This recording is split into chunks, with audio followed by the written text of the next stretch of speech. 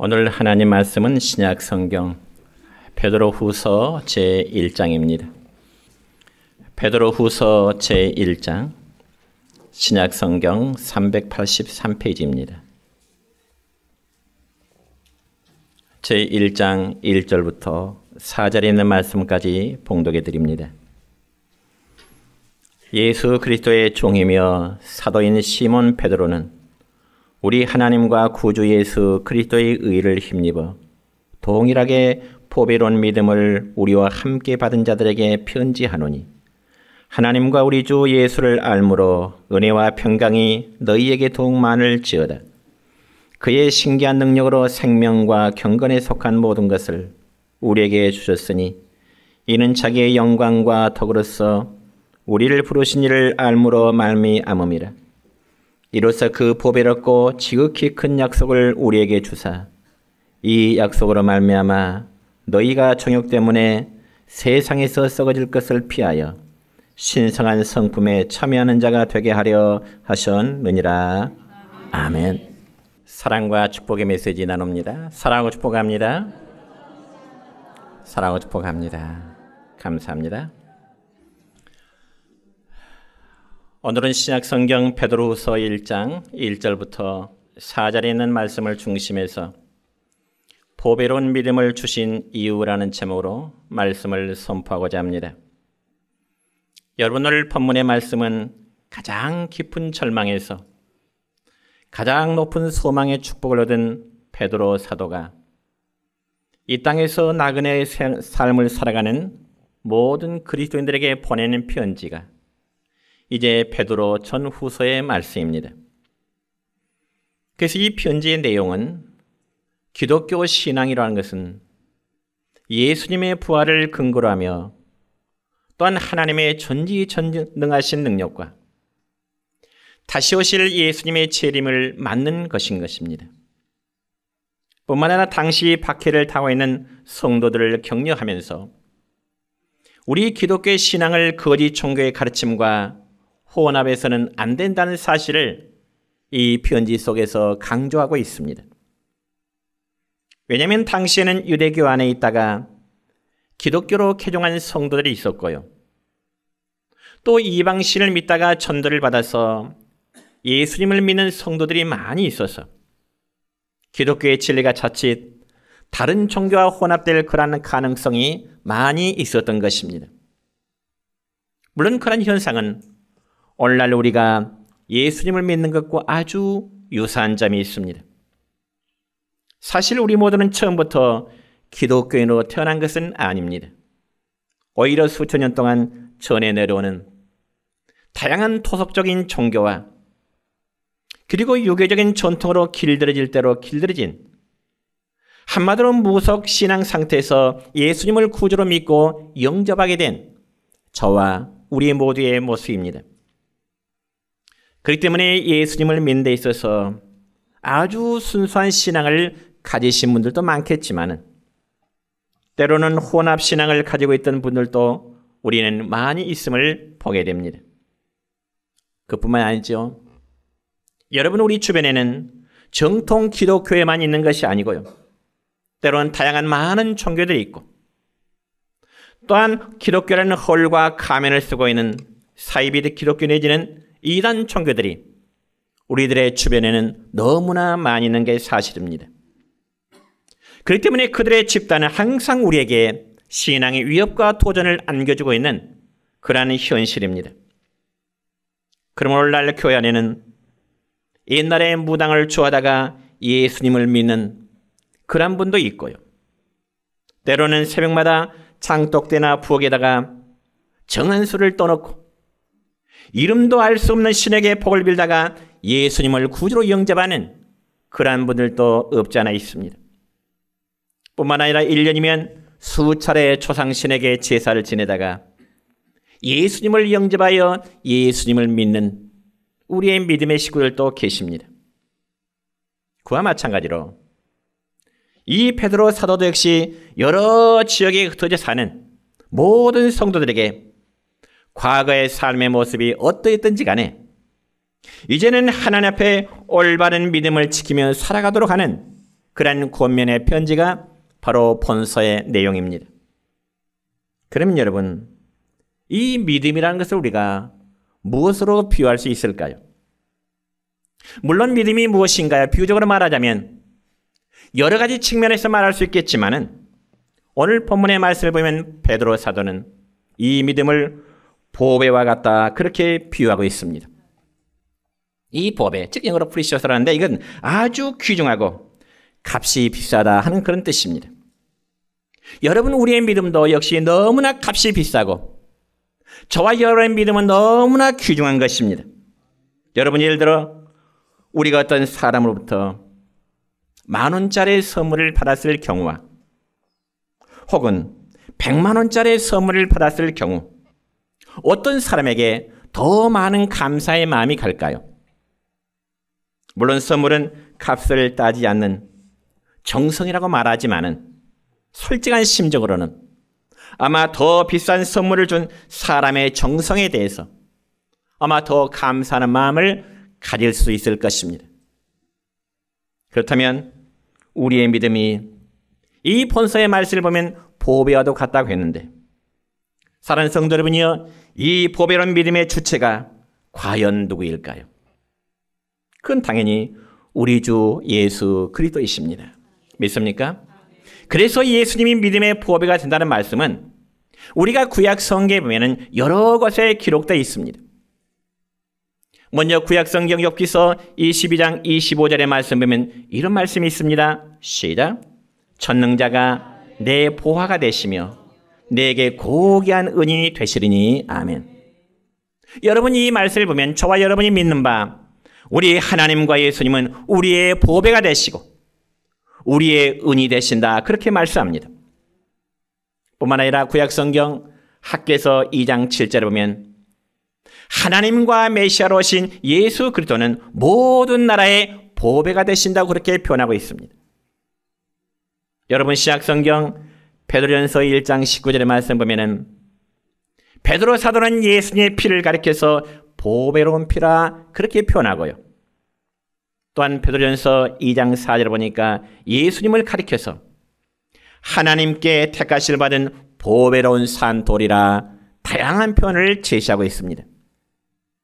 그러면 오늘 본문 4절의 말씀 보면 예수님의 약속은 보배롭고 지극히 큰 약속이라 그렇게 말씀합니다.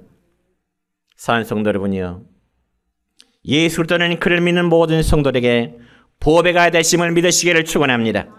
그렇다면 여러분은 이 보배 같은 믿음을 어떻게 얻으셨습니까? 여러분이 어느 순간에 교회에 다니다 보니까 자연스럽게 보배로운 믿음을 갖게 됐다고 생각하신가요? 아니요. 여러분이 자연스럽게 교회에 출석하다 보니까 이 믿음이 여러분에게 주어진 것은 아닌 것입니다. 여러분, 이 점에 있어 신약성경 에베소 2장 8절의 말씀 보면 이렇게 기록됩니다. 시작. 너희는 그 은혜에 의하여 믿음으로 말미암아 구원을 받았으니 이것은 너희에게서 난 것이 아니요 하나님의 선물이라. 아멘. 우리의 믿음은 여러분이 자연스럽게 교회에 다녀보니까 자연스럽게 얻는 것이 아니라 이 믿음은 하나님이 우리에게 주신 은혜로 주신 선물인 줄 믿으시기를 축원합니다. 우리 각자의 믿음이 은혜의 산물이라는 사실 앞에 우리의 믿음이 보배와 같이 정말 비싼 것이지만은 하나님께서는 이 고귀한 믿음을 우리에게 선물로 주셨습니다. 그래서 하나님 우리에게 믿음을 선물로 주셨다는 말씀은 이 고귀한 믿음을, 보배로운 믿음을 공짜로 주셨다는 말씀입니다. 저는 보석 중에서 어떤 보석이 가장 비싼 줄 모릅니다. 몰라요. 그런데 만약 이 세상에서요, 가장 비싼 보석 한 덩이를 여러분이 누군가로부터 공짜를 얻었다면 여러분의 기분이 어떨까요? 아마 말로 표현할 수가 없겠죠. 그렇다면 여러분이 하나님의 은혜로 믿음을 선물로 받음에 대하여 여러분 정말 그런 기쁨을 여러분 가져보셨습니까?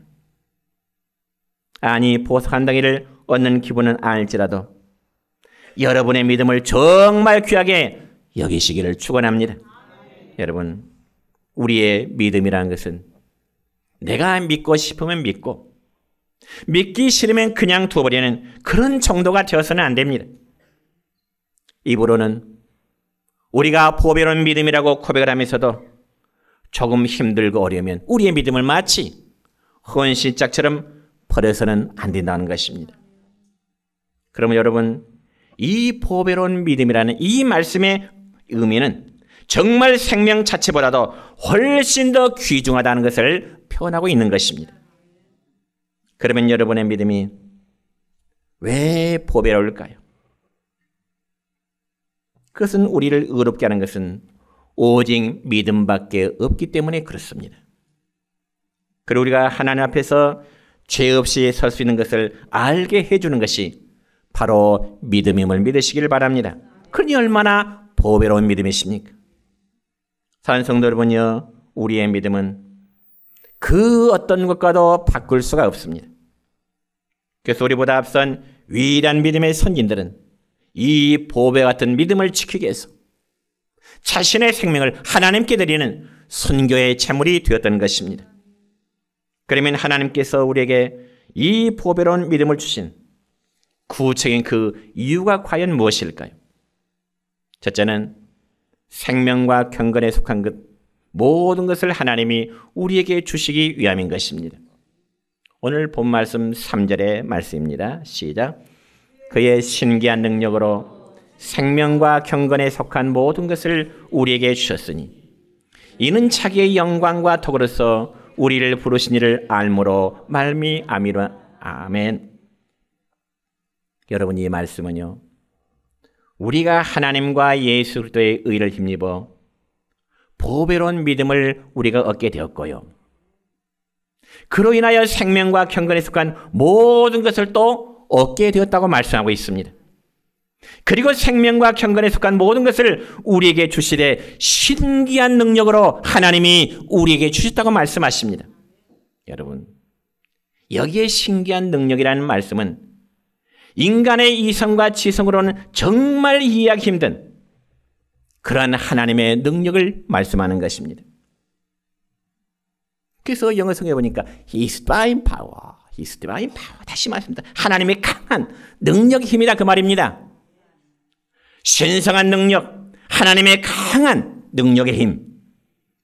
여러분, 온 우주의 만물을 신 창조주 하나님의 신기한 그 능력을 사람의 글로, 그리고 사람의 어떤 말로 다 표현할 수가 없는 것입니다. 이 점에서 시작 성경 요한복음 21장 25절의 말씀 보면은 하나님의 신비한 그 능력의 힘에 대해서 이렇게 사도 요한은 기록합니다. 시작. 예수께서 행하신 일이 이외에도 많으니 만일 낱낱이 기록된다면 이 세상이라도 이 기록된 책을 두게 부족할 줄 아노라. 아멘. 하나님 앞에 예배하는 우리의 모든 믿음의 성도 여러분이요, 주님은 사람이 감히 흉내낼 수 없는 그 신기한 능력으로 우리에게 생명과 경건에 속한 모든 것을 주셨음을 믿으시길 바랍니다. 그러면 생명과 경건에 속한 것이란 구체적으로 무엇을 말하는 것일까요? 그래서 바로 하나님께 주신 영원한 생명, 영적인 생명과 모든 은혜를 의미하는 것입니다. 그러므로 영적 생명은 반드시 그 열매로, 우리들의 삶의 열매로 나타나게 되는 것입니다.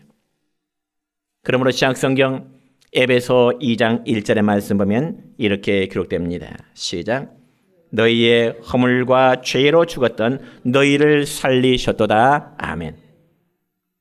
우리가 늘 감사하고 그리고 믿음으로 살아갈 수 있는 근거는요, 바로 하나님과 그리스도의 의를 힘입어 하나님의 자녀가 되었고 우리가 영생과 은혜를 힘입게 되었음을 기뻐하고 즐거워할 수 있는 것입니다. 여러분, 우리가 꼭 기회가 될 것은 이처럼 저와 여러분이 보배로운 믿음을 갖게 된 것은 바로 하나님과 예수 그리스도의 의를 힘입을 때 비로소 주어진다는 사실을 믿으시기 바랍니다.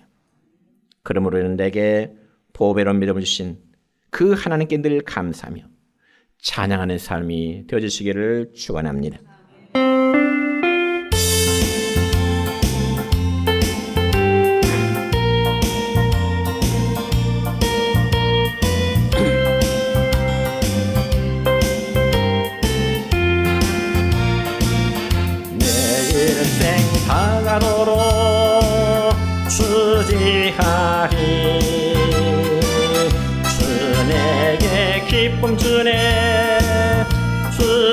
수지하리.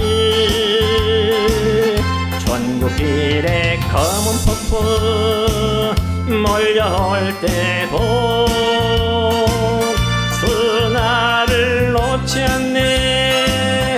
수지하리. 주는 내 친구, 진실한 친구, 세상 끝까지 수지하리. 전국길에 검은 폭포 몰려올 때도 주 나를 놓지 않네. 수지하리.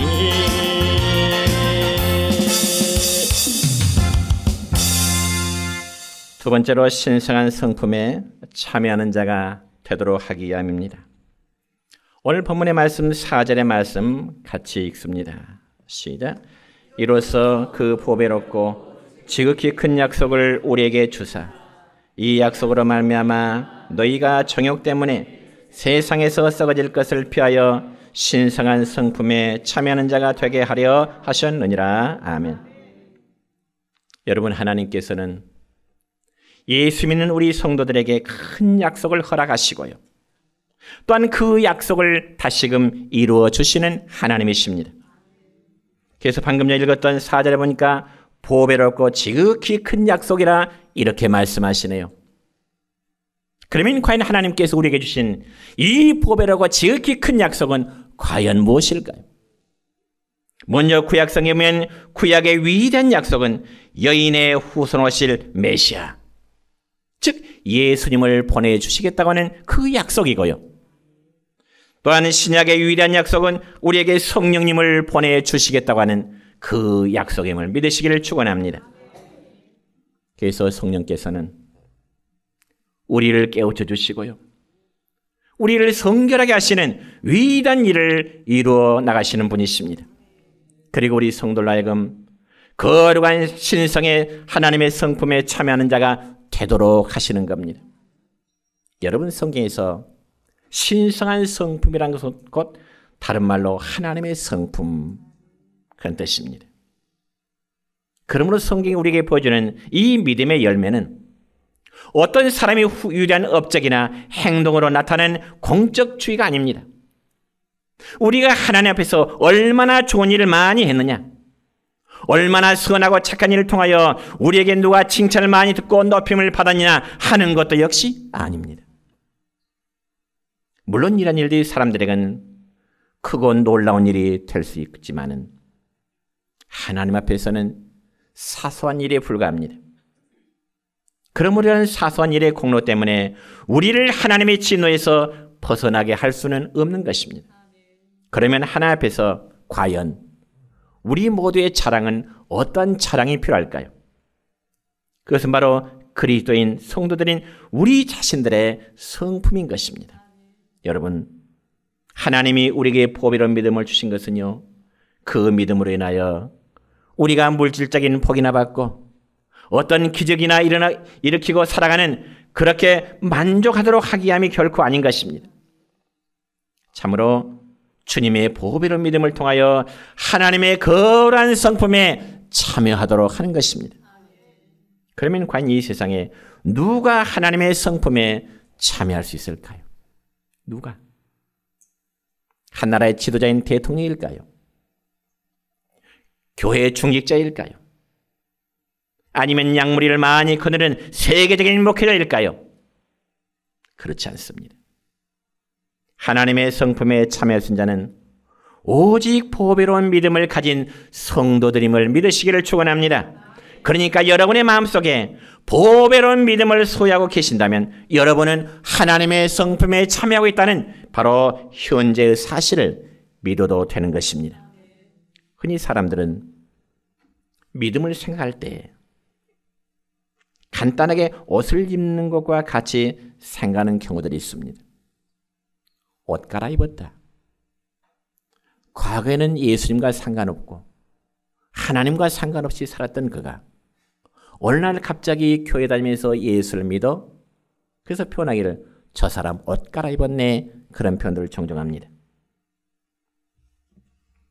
그래서 우리는 신앙의 옷을 입어야 된다. 그런 표현들을 종종 하지요. 옳습니다. 우리는 신앙의 옷을 입어야 됩니다. 맞아요. 그러나 변화되지 않는 나는, 변화되지 않은 나는 나의 모습 그대로 있고 겉모양만 화려한 옷을 입었다고 해서 나의 인격이 달라지는 것은 결코 아닙니다. 그리고 나의 신앙의 품성이 역시 달라지는 건 역시 아닌 것입니다. 물론 외형상으로 느낄 때는 많이 달라져 보인다 할지라도 그것은 느낌일 뿐이지 인격 그 자체가 달라져 성품의 변화로 느껴지는 것은 아닙니다. 여러분, 이런 이야기를 예로 들어볼까요? 어떤 농부가 돼지 한 마리를 사서요 방 안으로 데리고 들어왔습니다. 그리고 그 농부는 돼지를 깨끗이 씻기고 돼지 발굽도 잘 닦아주었습니다. 그리고 그 농부는 돼지에게 향수를 뿌려주고 목에다 리본을 달아주고 안방에까지 데리고 들어왔어요. 그 돼지의 모습이 얼마나 아름답게 보일까요? 멋있게 보입니다. 그자 돼지는 주인에게 잠시나마 부침성이 있는 그런 외환동물이 되겠죠. 그런데 어느 날 안방의 문이 잠시 열리자마자 그 돼지는 안방에서 쏜싸같이 뛰어서 밖으로 뛰어나갔습니다. 그리고는 집 앞들에 있는 진흙 웅덩이 속으로 쏜싸같이 웅덩이 속으로 뛰어들어갑니다. 그러니 깨끗이 씻기고 꾸몄던 돼지의 모습은 완전히 진흙탕 물로 범벅이 되고야 말았습니다. 여러분, 이 돼지는 왜 진흙탕 웅덩이 속으로 뛰어들어갔을까요? 왜 그랬을까요? 그것은 아직도 돼지가 돼지의 본성을 가지고 있기 때문에 그렇습니다. 다시 말씀드려서 주인이 씻기고 향수를 뿌리고 목에 리본까지 달아줬다 할지라도 돼지의 본성은 변하지 않더라는 것입니다. 그러니까 돼지의 겉모습은 변했지만은 그 돼지의 본성은 여전히 변하지 않았기 때문에 틈만 나면 흙탕물 속으로 뛰어가기를 좋아한다는 겁니다. 그렇다면 과연 하나님 앞에서 인간의 모습은 어떨까요? 성령의 역사하심으로 우리의 마음이 근본적으로 변화되지 않는 믿음은 여전히 세상의 흙탕물을 즐기고자 한다 그 말입니다. 그러면서 믿는 자의 냄새가 전혀 나지가 않아요. 아니, 믿지 않는 불신자의 삶과 똑같습니다. 전혀 다르진 않아요. 그러면서 교회라는 공동체 안에서는 여전히 거룩하고요. 경건한 신앙인의 모습처럼 비춰집니다. 왜냐하면 오랜 세월 동안의 교회 생활하다 보니 지식적으로는 신앙의 원리에 대해서는 너무나 잘 알기 때문입니다. 사랑하는 성도 여러분이요, 우리의 믿음이라는 것은 신앙의 도리를 지식적으로 아무리 많이 알고 있어도 행동으로 옮겨지지 않으면 그의 삶의 방식이 정말 그리스도와 되지 아니하면 참된 믿음으로 말할 수가 없는 것입니다. 여러분, 성경에 보세요. 예수님 당시에 바리새인들이 있습니다. 예수님 당시의 바리새인들, 신앙의 원리에 대해서는 너무나 잘 알고 있었습니다. 그렇지만 그들은 행동으로 옮겨지지 않았기 때문에 주님으로부터 그들은 너희는 외식하는 자다, 너희들의 마음은 회칠한 무덤과도 같다, 주님이 책망하시게 된 겁니다. 그러면 바리새인들은 왜 많이 아는 지식을 가지고 그들이 과연 행동으로 옮겨지지가 않았을까요? 많이 아는데. 그 이유는 그들의 인간의 본성이 변하지 않았기 때문에 그렇습니다. 한마디로 거듭나지 않았기 때문에 그렇다 그 말입니다. 여러분, 신앙이란 자신의 인격 체질을 바꾸어 나가는 것입니다. 그래야 우리의 품성이 거룩해질 수 있고, 한때는 바울처럼 정말 살기 등등했을지라도 주님을 만나는 체험을 통해서 겸손할 수 있고요, 샘물처럼 솟는 영혼을 사랑할 수 있는 그 자신의 인격의 변화가 나타날 수 있는 것입니다. 그러면 여러분, 믿음이란 말씀을 믿는 가운데 순간적인 결단에서 생겨날 수 있습니다. 하나님의 은혜로. 하나님의 은혜로 믿음은 순간적인 결단 속에 이루어질 수 있어요. 그렇지만 우리가 그리스도인으로 예수의 사람으로 성품의 변화를 가져온 데는 상당히 많은 시간이 필요할 수밖에 없는 것입니다. 그래서 우리에게는 경건의 훈련하는 게 필요해요. 경건의 훈련을 통하지 않고서는 내 삶의 인격의 변화가 도저히 이루어지지가 않습니다. 그래서 바울 사도는 디모데전서 말씀을 보니까 경건에 이르기를 트레이닝하라, 훈련하라 그렇게 말씀해요. 가만히 있어도 내 경건의 신앙이 성숙하는 거 결코 아닌 것입니다.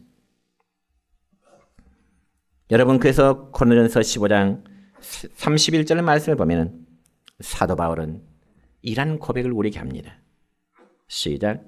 형제들아, 내가 그리스도 예수 우리 주 안에서 가진 바 너희에 대한 나의 차량을 두고 탄원하오니 나는 날마다 죽노라. 아멘. 따라합시다. 나는 날마다 죽노라. 한 번 더. 나는 날마다 죽겠습니다. 죽기 싫습니까? 죽겠습니다. 그러니까 소리 갑자기 다운되네요. 사시하지요. 그러나 하나님의 말씀 앞에서는 죽어지시기를 축원합니다. 날마다 죽어지는 생활, 이것이 바로 우리의 죄된 성품이 그리스도 안에서 새롭게 되어지는 그러한 과정임을 믿으시길 바랍니다. 다시 한번 성경 갈라디아서 2장 20절의 말씀입니다. 시작. 내가 그리스도와 함께 십자가에 못 박혔나니 그런즉 이제는 내가 사는 것이 아니요 오직 내 안에 그리스도께서 사신 것이라. 이제 내가 육체 가운데 사는 것은 나를 사랑하사 나를 위하여 자기 자신을 보내신 하나님의 아들을 믿는 믿음 안에서 사는 것이라. 아멘.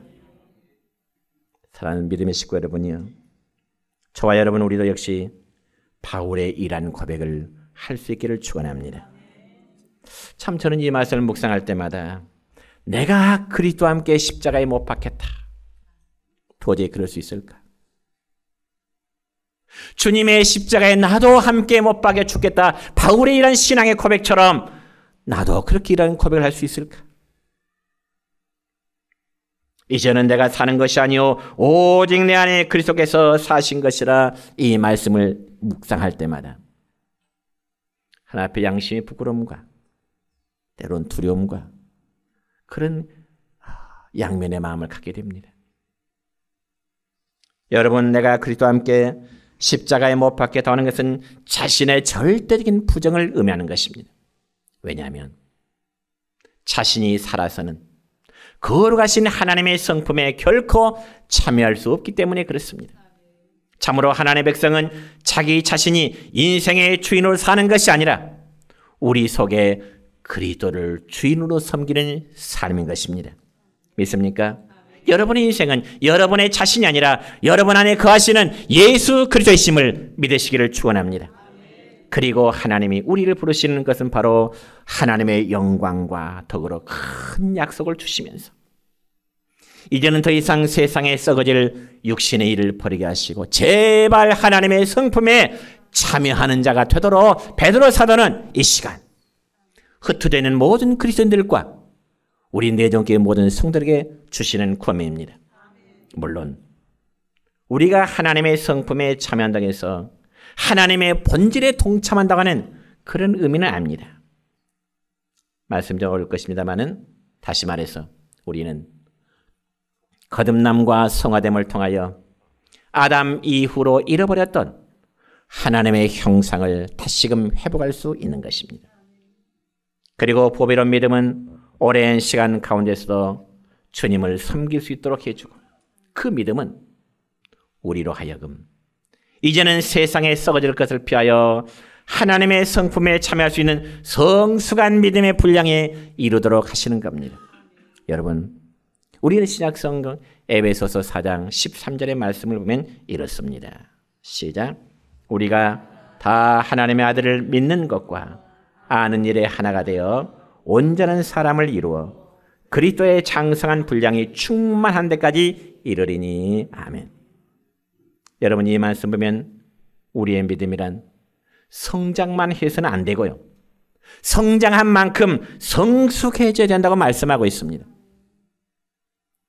특히 세상의 모든 생명체라고 하는 것은, 세상의 모든 생명체라는 것은 자란다고 하는 공통점이 있는데, 근데 자라는 데는 반드시 뭐가 따라야 되느냐? 성숙함이 따라야 돼요.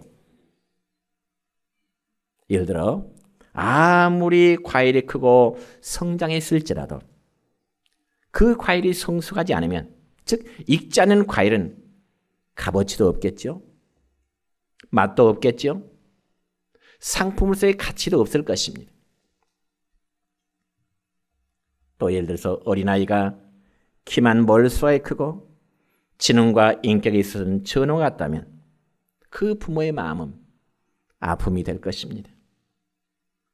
그러니까 우리의 문제는 믿음이 크고 작은 것에만 있지가 않아요. 이 부분의 말씀 잘 들으시기 바랍니다.